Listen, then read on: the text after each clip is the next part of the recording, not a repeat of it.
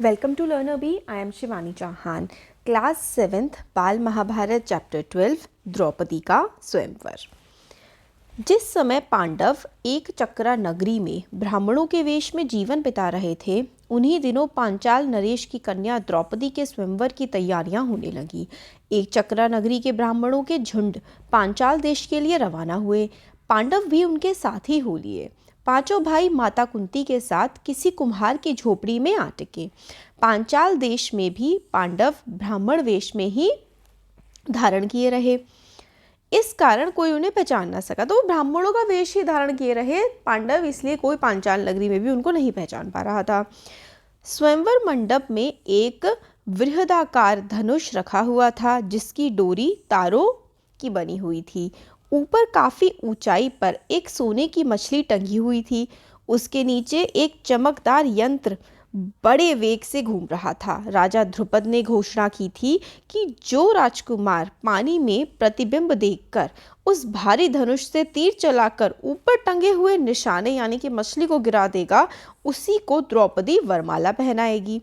इस स्वयंवर के लिए दूर दूर से अनेक वीर आए हुए थे। मंडप में सैकड़ों राजा इकट्ठे हुए थे, जिसमें धृतराष्ट्र के 100 बेटे, अंग, नरेश, कर्ण, श्री कृष्ण, शिशुपाल, जरासंध आदि भी शामिल हुए थे। दर्शकों की भी भारी भीड़ थी। राजकुमार धृष्टद्युम्न घोड़े पर सवार होकर आगे आया। उसके पीछे हाथी पर सवार द्रौपदी आई।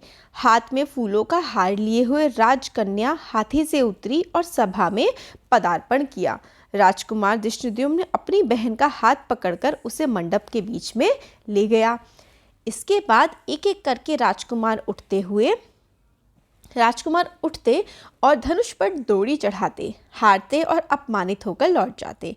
कितने ही सुप्रसिद्ध वीरों को इस तरह मुंह की खानी पड़ी, यानी कि कोई भी मछली पर निशाना नहीं लगा पा रहा था। शिशुपाल, जरासंध, शल्य व दुर्योधन जैसे पराक्रमी राजकुमार तक असफल हो गए। जब कर्ण की बारी आई तो सभा में एक लहर सी दौड़ गई। सबने सोचा अंग, नरेश जरूर सफल हो जाएंगे। कर्ण ने धनुष उठाकर खड़ा कर दिया और तानकर प्रत्यंचा भी चढ़ानी शुरू कर दी। डोरी के चढ़ाने में भी अभी बाल भर की कसर रह गई थी कि इतने में धनुष का डंडा उसके हाथ से छूट गया और उछलकर उसके मुंह पर लगा। अपनी चोट सहलाता हुआ कर्ण अपनी जगह पर जा बैठा। तो देखो यहाँ पर तो ये है कि कर्ण ने ट्राई किया था और वो नहीं कर पाया, बट महाभारत की कई सारी स्टोरीज में हमें पता लगता है कि कर्ण ने ट्राई ही नहीं किया था या फिर उसको रोक दिया गया था। तो अलग अलग वर्जन्स इसके हमें देखने को मिलते हैं। इतने में उपस्थित ब्राह्मणों के बीच से एक तरुण उठा खड़ा हुआ। ब्राह्मणों की मंडली में ब्राह्मण वेशधारी अर्जुन को यूं खड़ा होते देखकर सभा में बड़ी हलचल मच गई। लोगों ने तरह तरह की चर्चा करने लगे या फिर लोग तरह तरह की चर्चा करने लगे। तब अर्जुन ने हाथ में लिया धनुष और उस पर डोरी चढ़ा दी। उसने धनुष पर तीर चढ़ाया और आश्चर्यचकित लोगों को मुस्कुराते हुए देखा। लोग उसे देख रहे थे। उसने और देरी न करके तुरंत एक के बाद एक 5 बाण उस घूमते हुए चक्र में मारे और हजारों लोगों के देखते देखते निशाना टूटकर नीचे गिर पड़ा। सभा में कोलाहल मच गया, बाजे बज उठे। मतलब अर्जुन ने उस मछली को भेद दिया था। उस समय राजकुमारी द्रौपदी की शोभा कुछ अनूठी हो गई। वह आगे बढ़ी और सकुचाते हुए मतलब शर्माते हुए लेकिन प्रसन्नता पूर्वक ब्राह्मण वेश में खड़े अर्जुन को वरमाला पहना दी। माता को यह समाचार सुनाने के लिए युधिष्ठिर, नकुल और सहदेव तीनों भाई मंडप से उठकर चले गए, परंतु भीम नहीं गया। उसे भय था कि निराश राजकुमार कहीं अर्जुन को कुछ करना बैठे। भीमसेन का अनुमान ठीक ही निकला। राजकुमारों में बड़ी हलचल मच गई। उन्होंने शोर मचाया। राजकुमारों का जोश बढ़ता गया। ऐसा प्रतीत हुआ कि भारी विप्लव मच जाएगा। यह हाल देखकर श्री कृष्ण, बलराम और कुछ राजा विप्लव मचाने वाले राजकुमारों को समझाने लगे।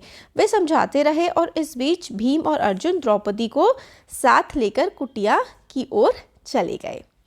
जब भीम और अर्जुन द्रौपदी को साथ लेकर सभा से जाने लगे तो द्रुपद का पुत्र धृष्टद्युम्न चुपके से उनके पीछे हो लिया।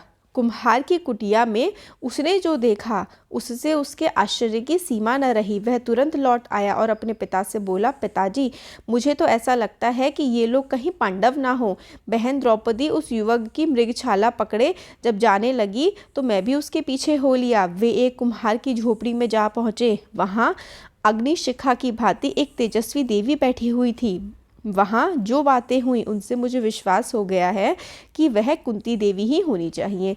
तब राजा द्रुपद के बुलावा भेजने पर पांचों भाई, माता कुंती और द्रौपदी को साथ लेकर सब लोग राजभवन पहुँचे। युधिष्ठिर ने राजा को अपना सही परिचय दे दिया। यह जानकर कि ये पांडव हैं, राजा द्रुपद फूले न समाये। उनकी इच्छा पूरी हुई। महाबली अर्जुन मेरी बेटी के पति हो गए हैं तो फिर द्रोणाचार्य की शत्रुता की मुझे चिंता नहीं है। यह विचार कर उन्होंने संतोष की सांस ली। माँ की आज्ञा और सबकी सम्मति से द्रौपदी के साथ पांचों पांडवों का विवाह हो गया। तो ये द्रौपदी का विवाह है। इसमें वैसे थोड़ी सी ये वाली स्टोरी भी नहीं है कि किस तरह से द्रौपदी का विवाह हुआ था पांचों पांडवों से, जबकि अर्जुन से होना था। तो ऐसा हुआ था कि माता कुंती उस समय पूजा करने बैठी थी। तो अर्जुन गए और अर्जुन ने बोला, देखो माँ, हम भिक्षा में क्या लेकर के आए हैं। तो माँ ने कहा कि जो भी लाए हो पांचों भाई आपस में बराबर बांट लो। तो इसलिए फिर द्रौपदी की शादी पांचों पांडवों से हुई थी। तो ये स्टोरी इस बुक में नहीं गिवन है। तो ये था द्रौपदी का स्वयंवर। Thank you.